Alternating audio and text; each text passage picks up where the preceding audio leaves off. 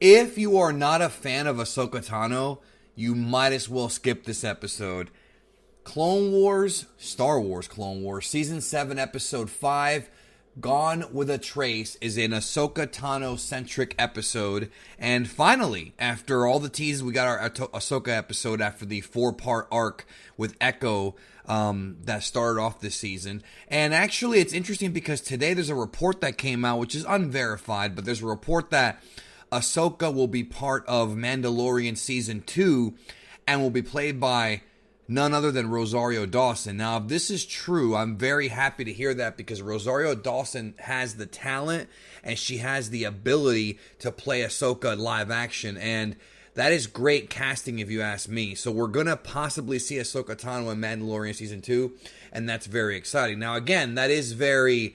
it is not confirmed. It's only been sort of heavily... Well, it's a leak, basically. We haven't gotten confirmation from Disney themselves that it's true, but that is the story. So this episode has nothing to do with that, at least to my knowledge, but essentially this begins the story of what happened to Ahsoka after she bounced from the Jedi Order. She runs into a new character named Trace, who's a mechanic and has her own sort of backstory. And here what they do with the episodes, they kind of combine the whole Jedi thing with sort of the Star Wars slums, underworld type stuff that I also love. So you have a good little hybrid of things here. We see Ahsoka Tano actually fight in this episode with hand-to-hand combat without using a lightsaber in one scene. You know, Trace is confronted by these goons or whatever, and she's fighting them, hitting them in the balls and doing low blows and doing all kinds of, you know, interesting martial arts types moves. And it's kind of refreshing to see that. You know, no need to get a lightsaber and chop someone's limbs off, you know, without permanently injuring someone. You can still put them down, and she does that here. And that was kind of cool to see in the Clone Wars.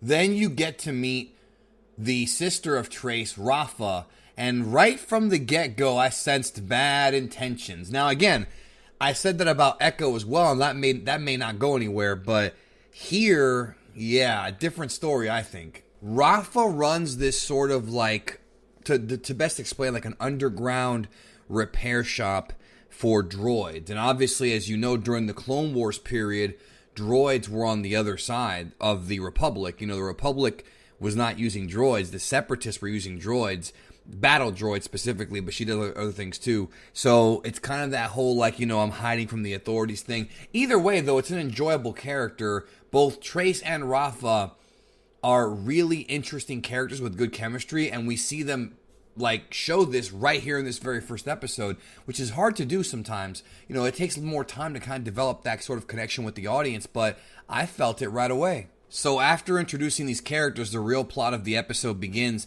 as one of the droids that they're working on kind of breaks loose and, you know, runs around and escapes, essentially.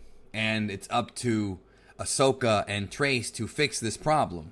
And so they have this little action sequence where Trace and Ahsoka use this sort of crane machine or something like that. It's kind of like a mechanical hand, not quite like the one that the Emperor used in Rise of Skywalker, but smaller mobile one, and to catch the droid, you know, to like go after it and like grab it.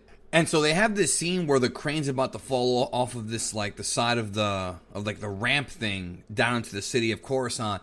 And I'm over here like, okay, this is dumb. Why doesn't Ahsoka use the Force? And then boom, she uses the Force. So I'm glad that the writers were smart enough to remember that point, because sometimes in Star Wars they forget the Force is a thing, and sometimes they overuse the Force. But this was great. This was great stuff right here. So I guess the purpose of this episode is just to illustrate that Ahsoka Tano has a new friend, and that this new friend is going to be joining her on some adventures going forward. This is probably not the end of this arc at all, and we know for sure it's not the end of Ahsoka, because in the trailer we saw more Ahsoka stuff coming, you know, soon. So this is far from over, but this is a good way to reintroduce her and introduce Trace, and we'll see where it goes from here. I enjoyed the episode. It was fun. It was actually more fun, I think, than the previous 4 episodes. The arc of the previous 4 episodes was all right. This one actually has more like focus on singular characters, and I really enjoyed that more. I mean, we've already seen a lot of Rex in the past, so that to me is whatever. This, to me, in my opinion, this was better. Now, if you disagree with me, that's okay too. Let me know in the comments what you thought about Season 7, Episode 5 of The Clone Wars. And yeah, we'll discuss more in the future. Thank you for watching this review. I appreciate it. And remember to take care of yourself and each other.